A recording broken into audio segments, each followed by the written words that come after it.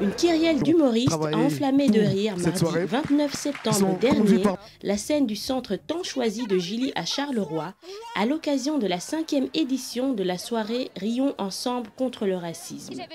Le but est de sensibiliser le grand public à la tolérance et à la solidarité par le biais de l'humour.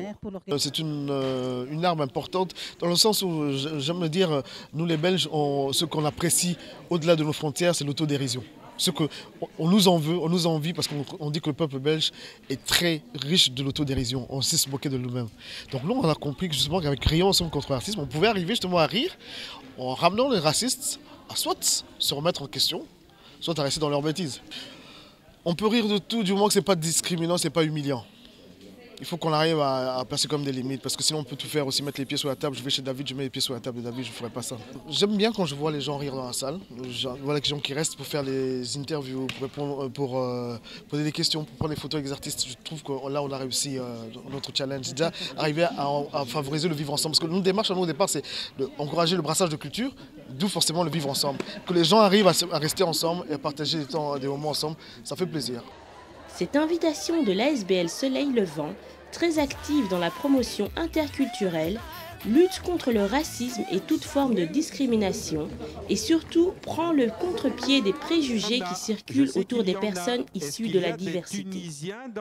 Il y a eu quand même la diversité au niveau des artistes, c'était génial et franchement j'ai passé une belle soirée. Je trouve que c'est important franchement de transformer en humour parce qu'on en parle tout le temps, racisme, c'est bien de pouvoir en rigoler parce que ça fait quand même plaisir de savoir, comment je peux expliquer, que ce ne soit pas toujours dans le mauvais sens, le racisme, qu'on puisse en rire. Et je trouve que ça fait du bien. C'est la première fois que je viens voir le spectacle, donc je n'avais pas vu les éditions précédentes. Et j'ai beaucoup apprécié d'abord parce qu'on passe une super soirée. Puis je trouve qu'on renforce vraiment les liens et c'est vraiment une bonne cause, il faut se battre jusqu'au bout. L'événement parrainé cette année par le rappeur Youssoupha a connu encore un franc succès. On m'a appelé depuis quelques mois pour être présent, on m'a parlé du concept un peu. Je suis très sollicité par ce genre d'occasion, de ce genre d'événement, j'ai l'occasion d'en faire certains. Mais là, en fait, en vrai, j'avais jamais fait un truc de ce type-là en Belgique. Et puis voilà, j'aimais bien le principe, quoi. De toute façon, rire contre le racisme, forcément, avec des jeunes humoristes. Donc c'était la garantie de passer une bonne soirée et puis en passant un bon message. Et en venant dans un pays où j'ai passé beaucoup de temps, la Belgique. Donc je suis là aujourd'hui plus comme un relais, même comme un artiste ou un chanteur. Ceux qui sont les plus stars pour moi aujourd'hui, c'est les gens qui sont venus nombreux dans le public et puis les humoristes qui passent sur scène, qui font vraiment le show et le spectacle. Et ça, il n'y a rien à dire. Les artistes invités à cette 5e édition viennent essentiellement de Belgique et de France, mais aussi d'Algérie, du Québec et du Grand-Duché de Luxembourg. La sensation est unanime pour briser ce vent de racisme et de discrimination qui malheureusement prend de l'ampleur. L'Arabie Saoudite, moi, je respecte le voile intégral. Je respecte aussi le string, je respecte toute façon de pratiquer, mais c'est juste qu'un pays où toutes les femmes, elles portent le voile intégral, ça suscite en moi plein de questions par rapport à la vie de tous les jours. Un exemple tout simple. Un groupe de copines se prennent en photo dans un parc. Comment font-elles pour se marquer sur Facebook ? Comme j'ai expliqué ce matin, on est parti voir une école pour un petit travail entre guillemets pédagogique. Je disais oui, j'ai vécu le racisme parce que quand je suis arrivé à Paris, j'avais 10 ans, je ne maîtrisais pas très bien la langue et donc j'ai été un peu rejeté du fait que je ne maîtrise pas la langue, j'arrive pas à parler comme tout le monde parle et que je ne viens pas du même pays.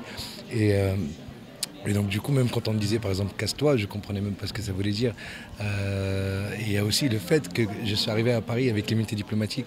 Donc par rapport aux autres Tunisiens ou aux autres Maghrébins, j'arrivais pas à être dans le groupe, j'arrivais pas à m'intégrer. Et par rapport aux Français, etc., j'arrivais pas à m'intégrer. Donc c'était double racisme, entre guillemets.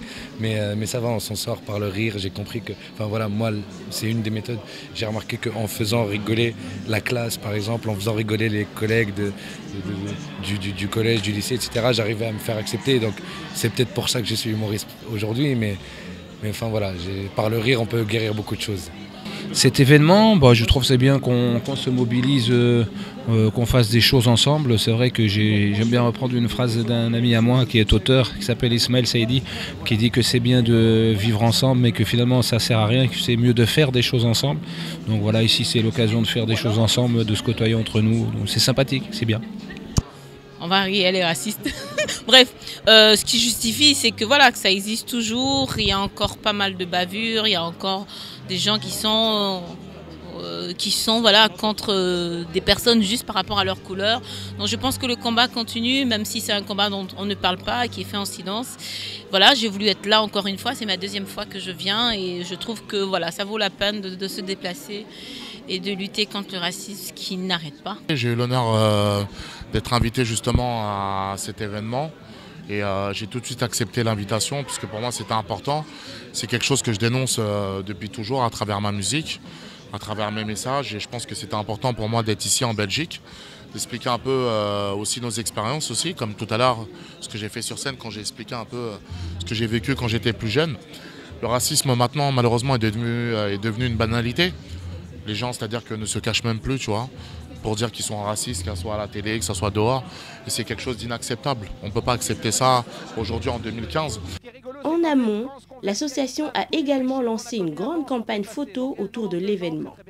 Personnalités publiques et anonymes étaient invitées à se faire photographier avec une pancarte de soutien au projet, reprenant la variation du slogan « Toi plus moi contre le racisme ». L'année prochaine, on se retrouve à Bruxelles en 2016. À bientôt.